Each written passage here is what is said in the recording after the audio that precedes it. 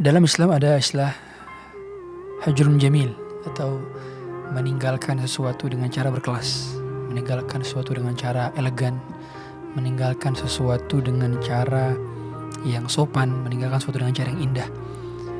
Allah Ta'ala katakan, wasbir ala ma yaquluna wahjurhum hajran jamila. Bersabarlah engkau dengan apa yang mereka katakan dan tinggalkanlah mereka dengan cara peninggalan yang baik. Tentu bukan dalam konteks meninggalkan secara seluruhnya, tapi dalam hal jaga jarak. Kita tahu jaga jarak itu terkadang menyelamatkan kita, karena pohon yang terlalu dekat seringkali melukai. Kita tahu pohon apabila terlalu berdekatan bertumbuhan, dia tidak akan bertumbuh secara maksimal karena dia butuh jarak. Makanya kincir angin pun demikian.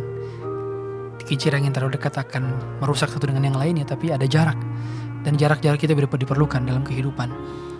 Rasulullah SAW pun yang menerima nasihat ini dari Allah Ta'ala, wahjurhum hajran jamila, itu pernah menjaga jarak dengan bersabar kepada paman-pamannya. Yang kita tahu paman adalah orang terdekat Nabi SAW karena beliau tidak punya ayah.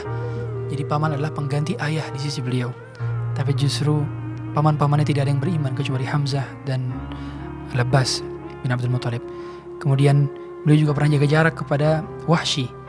Kita tahu pembunuh daripada pamannya Nabi SAW, Hamzah, salah satu paman yang masuk Islam pertama kali dan ikut perang Uhud, ternyata dibunuh oleh Wahsy. At the end of the day ternyata Wahsy masuk Islam. Padahal dia adalah pembunuh pamannya Rasulullah SAW. Dan setiap kali Wahsy bertemu dengan Nabi SAW, Rasulullah agak jaga jarak. Rasulullah tidak terlalu ingin berinteraksi banyak dan tidak terlalu ingin melihat wajah Wahsy, khawatir terbuka luka lama, khawatir nanti Rasulullah teringat kepada pamannya dan sedih dan akhirnya berbuat suatu hal kepada Wahsy. Maka Rasulullah berjaga jarak. Intinya menjaga batasan, tidak terlalu dekat dengan seseorang, tidak terlalu dekat dengan orang-orang yang berpotensi menyakiti hati kita. Sewajarnya. Tentu kita tetap berbuat baik, tetap kita elegan, tetap kita tidak membalas keburukan sebisa mungkin, ya.